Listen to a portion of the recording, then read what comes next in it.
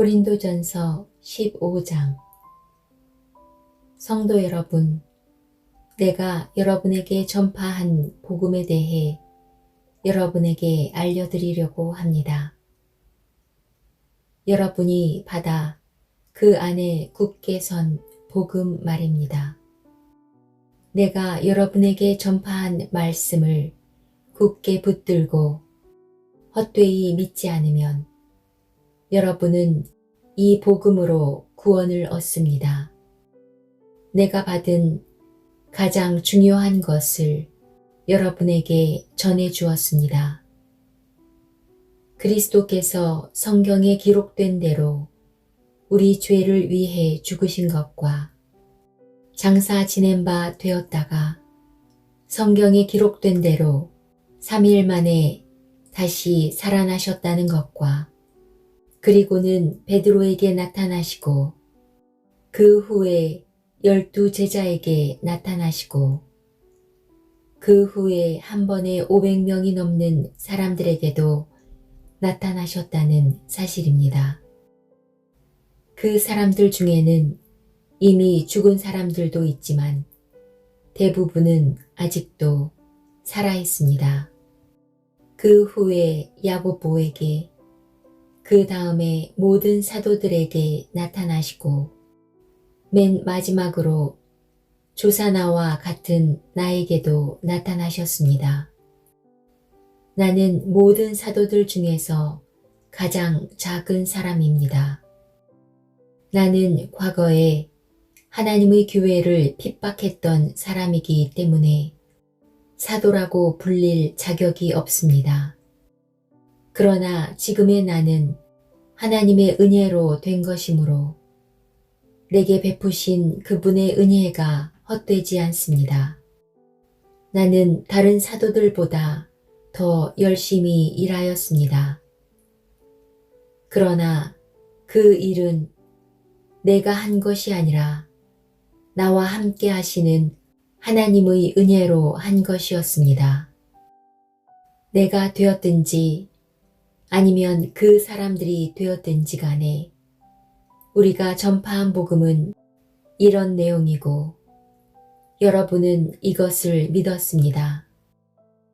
그리스도께서 죽은 자들 가운데서 다시 살아나셨다고 우리가 전파하는데 여러분 중에서 죽은 자들의 부활이 없다고 말하는 사람이 있는 것은 어찌 된 일입니까? 죽은 자들의 부활이 없다면 그리스도께서도 다시 살아나지 못하셨을 것입니다. 그리고 그리스도께서 다시 살아나지 못하셨다면 우리가 전파한 복음도 헛되며 여러분의 믿음도 헛될 것입니다. 그뿐만이 아닙니다. 우리는 하나님께서 그리스도를 다시 살리셨다고 그분에 대해 증언했으니 하나님에 대해 거짓 증언한 사람들로 판명될 것입니다. 죽은 자들이 다시 살아나지 못한다면 하나님께서 그리스도를 다시 살리지 않았을 것입니다. 참으로 죽은 자들이 다시 살아나는 일이 없다면 그리스도께서도 다시 살아나지 못했을 것입니다. 그리고 그리스도께서 살아나지 않으셨다면 믿음은 공허한 것이 될 뿐더러 여러분은 여전히 죄 가운데 있을 것입니다. 그렇게 되면 그리스도를 믿다가 죽은 사람들도 멸망했을 것입니다. 우리가 그리스도 안에서 소망하는 것이 이 세상 삶에 그친다면 우리는 이 세상 어느 누구보다도 불쌍한 사람들일 것입니다. 그러나 이제 그리스도께서는 죽은 자들 가운데서 다시 살아나 잠자는 자들의 첫 열매가 되셨습니다. 죽음이 한 사람을 통해 온 것처럼 죽은 자들의 부활도 한 사람을 통해 옵니다. 아담 안에서 모든 사람이 죽은 것 같이 그리스도 안에서 모든 사람이 생명을 얻게 될 것입니다. 하지만 각각 차례가 있습니다. 첫 열매이신 그리스도께서 먼저요. 그 다음에는 그리스도께서 재림하실 때 그리스도께 속한 사람들입니다. 그리고 나서 그리스도께서 모든 권력과 모든 권세와 능력을 멸하고 나라를 하나님 아버지께 돌려드릴 마지막 때가 올 것입니다. 그리스도께서는 모든 원수를 자기의 발 아래 두실 때까지 당연히 왕노릇해야 합니다. 그리스도께 멸망받을 마지막 원수는 죽음입니다. 성경에 하나님께서 모든 것을 그분의 발 아래 복종시키셨다 라고 기록되어 있습니다. 여기서 모든 것을 그분의 발 아래 복종시킨다고 할 때는 모든 것을 그리스도 아래 두신 하나님 자신은 그 안에 포함되지 않는다는 것이 분명합니다. 하나님께서 모든 것을 하나님의 아들 아래 복종시키실 때에는 아들 자신도 모든 것을 자기 아래 두신 아버지께 복종할 것입니다. 그리하여 하나님께서 우주의 주님으로서 만물을 지배하실 것입니다. 죽은 자들이 다시 살아나는 일이 없다면 죽은 자들을 위해 대리로 세례를 받는 사람들은 왜 세례를 받는 것입니까? 죽은 사람들이 도무지 살아나지 않는다면 그 사람들이 죽은 자들을 위해 세례를 받는 이유는 무엇입니까? 우리의 경우는 어떻습니까? 우리는 무슨 이유로 매 순간 위험에 처한단 말입니까? 성도 여러분, 우리 주 예수 그리스도 안에서 내가 여러분에 대해 가지고 있는 자랑을 두고 확신 있게 말합니다만 나는 날마다 죽습니다. 내가 에베소에서 사나운 짐승들과 싸운 것이 단순히 인간적인 이유에서였다면 내가 얻은 것이 무엇이겠습니까? 죽은 자들이 다시 살아나는 일이 없다면 먹고 마시자 내일이면 죽을 목숨이라고 하지 않겠습니까? 속지 마십시오. 나쁜 친구를 사귀면 좋은 습관도 나쁘게 됩니다. 정신을 똑바로 차리고 죄 짓지 마십시오. 여러분 중에 하나님에 대해 무지한 사람들이 덜어 있어서 여러분이 부끄러운 줄을 알라고 이 말을 하는 것입니다. 그러나 죽은 자들이 어떻게 다시 살아나며 또 그들은 어떤 몸으로 나오게 되느냐라고 묻는 사람이 있을 것입니다. 참으로 어리석습니다.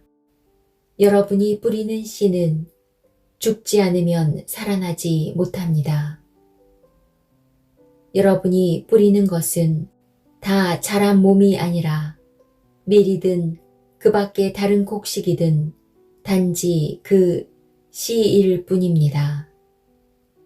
그러나 하나님께서는 그분의 계획대로 뿌린 것에 몸을 주시며 씨앗 하나하나에 각각 알맞는 몸을 주십니다. 모든 육체가 똑같지는 않습니다.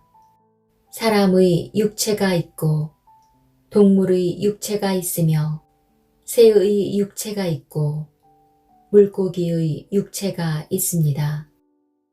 또한 하늘에 속한 몸만 있는 것이 아니라 땅에 속한 몸도 있습니다. 그러나 하늘에 속한 영광과 땅에 속한 영광이 각각 다릅니다.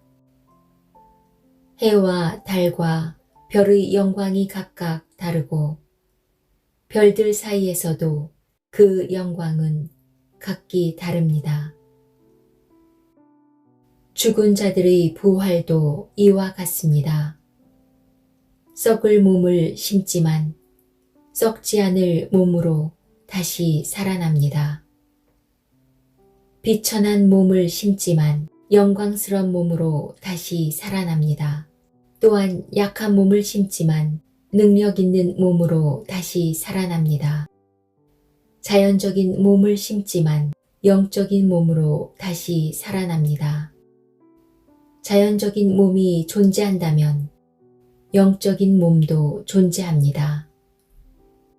성경에 첫사람 아담이 살아있는 존재가 되었다고 기록된 것처럼 마지막 아담은 생명을 주는 영이 되었습니다. 그러나 신령한 몸이 먼저 있었던 것은 아닙니다. 자연적인 몸이 먼저 있었고 그 후에 신령한 몸이 왔습니다. 첫사람은 땅의 흙에서 나왔고 둘째 사람은 하늘에서 났습니다. 땅에 속한 사람들은 땅에 속한 그 사람과 같고 하늘에 속한 사람들은 하늘에 속한 그분과 같습니다. 우리가 땅에 속한 사람의 형상을 지니고 있는 것처럼 하늘에 속한 분의 형상을 지니게 될 것입니다. 성도 여러분, 내가 분명히 선언하거니와 육체와 피는 하나님의 나라를 상속받을 수 없으며 썩는 것은 썩지 아니하는 것을 상속받을 수 없습니다. 내가 여러분에게 비밀을 알려드리겠습니다. 우리는 다 잠잘 것이 아니라 변화될 것입니다.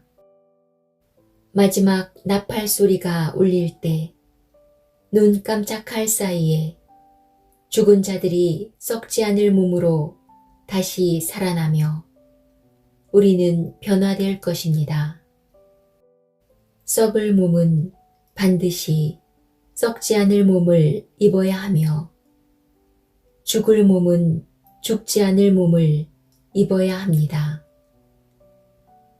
썩을 몸이 썩지 않을 몸을 입고 죽을 몸이 죽지 않을 몸을 입게 되면 승리가 죽음을 삼켜버렸다고 기록된 말씀이 사실로 드러나게 될 것입니다. 죽음아, 너희 승리가 어디 있느냐? 죽음아, 너희 찌르는 것이 어디 있느냐? 죽음이 찌르는 것은 죄이며 죄의 힘은 율법입니다. 그러나 우리 주 예수 그리스도를 통해 우리에게 승리를 주시는 하나님께 감사합니다.